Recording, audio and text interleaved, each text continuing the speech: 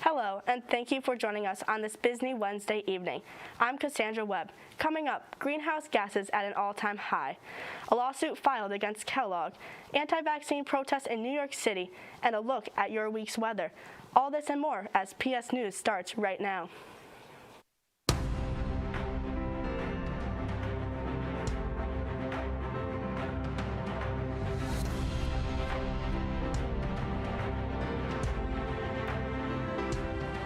Here's what's happening around the world. COVID-19 was likely spreading around the United States and Europe before we realized it. A new study says transmission of the coronavirus was likely occurring in several areas across Europe and the United States by January 2020. Many infections could have gone undetected. The study is based on a model of COVID-19 transmission during the first wave of the pandemic. The model's findings, originally released last year, were published Monday in the journal Nature. Researchers looked at data from the continental U.S. and 30 European nations, along with information on airline transportation and other travel patterns. The model suggests that local spread of the coronavirus was happening in January and February last year, when testing for infections was limited. The researchers estimate that by early March, only 1 to 3 in 100 coronavirus infections were detected by surveillance systems. The Centers for Disease Control and Prevention reported the first COVID-19 case detected in the United States on January 21st of 2020. The first case confirmed in Europe was detected on January 24th of 2020 in France. A new United Nations report says greenhouse gases in the atmosphere have reached a record high.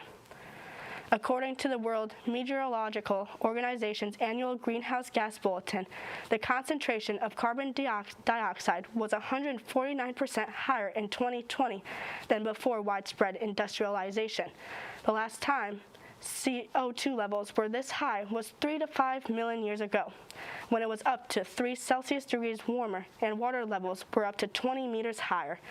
The current trend puts us on a road to far exceed the 1.5 to 2 degrees Celsius temperature increase limit set by the Paris Agreement. The report found that while the COVID-19 pandemic resulted in a temporary decline in new emissions, it did not impact the amount of greenhouse gases already in the atmosphere. That number is continuing to increase. The findings come less than a week ahead of the COP26 climate talks scheduled to begin Sunday in Glasgow, Scotland. This is what the vineyards look like in the La Palma in the Canary Islands, Spain. Some might think that is a snowy landscape, but in reality, they are postcards that emerged from the eruption of the volcano Cumbre Vieja. The ash has engulfed the island's plantations. The images were released by the Wine Regulatory Council in La Palma. The council is evaluating the damage caused by the eruptions that began on September 19th. The indications are that more than 100 wine growers were affected. The agency said that in addition to the destruction of crops, the volcano has left great emotional damage to vineyard workers. And now, let's take a quick look at this week's weather. Thank you, Cassie. I am PS News meteorologist Liam Sample. Let's take a look at your North Country weather. In our map, we're looking at the temperatures for tomorrow for Thursday. Let's start at home in Plattsburgh. We're looking at an average temperature about 50 degrees throughout the day. As we head to Vermont, we're looking at about 53 in St. Albans and 54 in Williston, which is the high for the area. As we head towards East New York, we're looking at about 50 in Osable Forks and the low for the area in Dannemora at about 47 degrees. As we head eastern, more towards the Lion Mountain area, we're looking at about 50 in Owl's Head. Let's look at our 5-day forecast. Tomorrow we're looking at sun with about an average temperature around 52 degrees, and on Friday we're looking again at sun with probably around 54 degrees. As we head to our Halloween weekend, we're looking at a high chance of rain with about 50 degrees and a 75% chance of precipitation on Saturday and 55 degrees on Sunday with more rain. As we conclude our 5-day forecast, we look at about 52 on Monday with partly cloudy skies. That's all for our weather outlook. We'll take a short break, and when we come back, we'll take a look at the news around the nation. Thank you.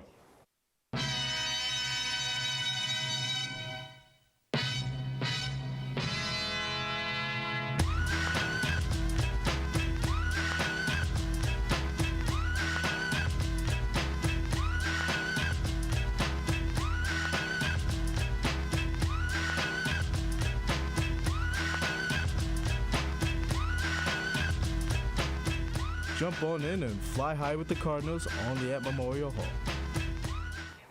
Welcome back. Here is tonight's national news. A New York woman is suing Kellogg over the fruit filling in its Pop-Tarts.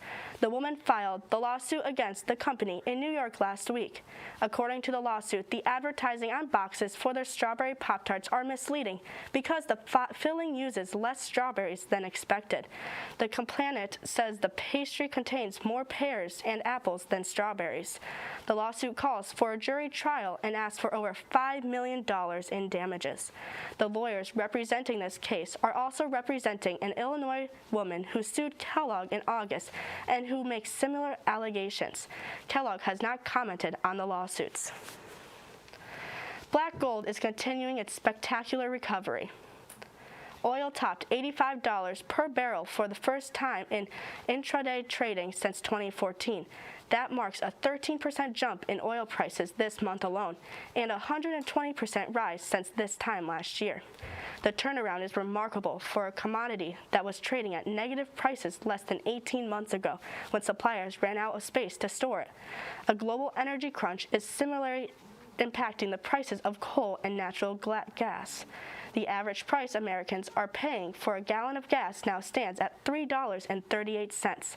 A year ago, it was $2.16. The price of oil is highly influenced by output rates determined by OPEC, which is the world's largest cartel. Florida's governor wants to recruit more law enforcement, and he's using cash as an incentive.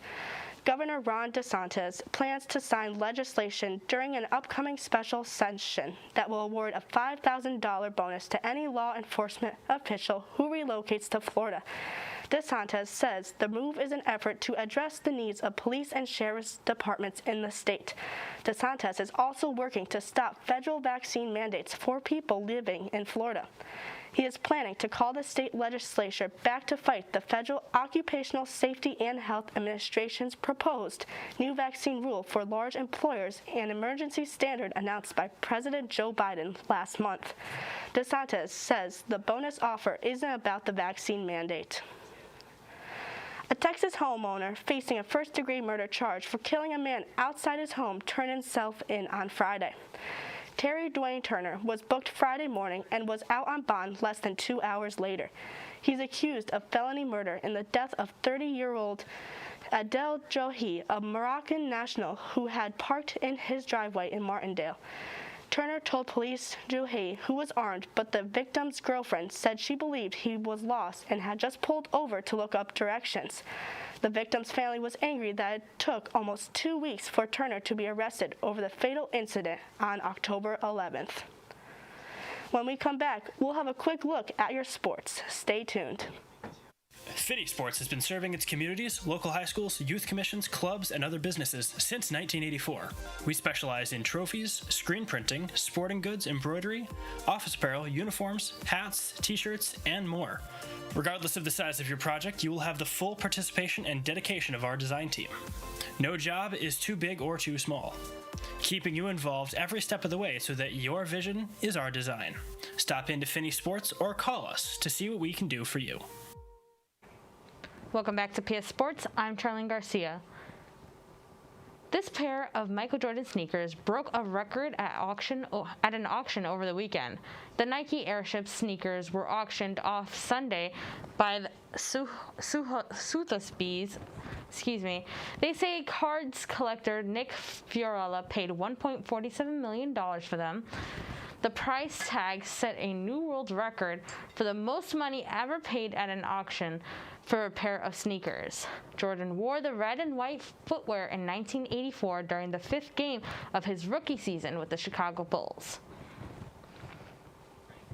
Now, dozens of anti-vax protesters demonstrated outside the Barclays Center before the Brooklyn Nets home opener Sunday. They stood in support of Nets guard Kyrie Irving, who had been banned from playing there because he refused the COVID-19 vaccine. A sign outside the Barclays Center in Brooklyn said New York City requires everyone entering the building to be vaccinated. One of the protesters was a New York teacher who chose not to return to work because of the city's vaccine mandate.